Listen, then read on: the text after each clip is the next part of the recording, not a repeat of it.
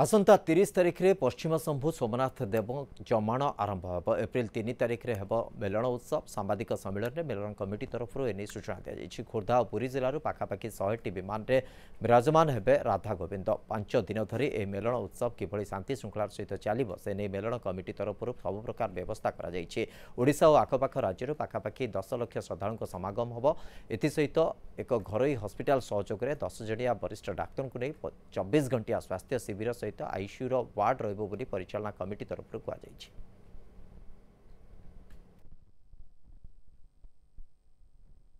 आमर ठाकुर मेलन उत्सव हम हरिहर बेट उत्सव जोटा कि सबुठारु जनगहलीपूर्ण समय सेटा को देखा ठाकुर को प्रभु पकई तार आशीर्वाद नब ठाकुर दूर दूर दूर दूर दूरांत बहुत लोक समागम होता यार केमती हम सब ये आम राज्य सरकार पाखे आम यहाँ गुरुत्व देवु, यहाँ जोरदार करूँ।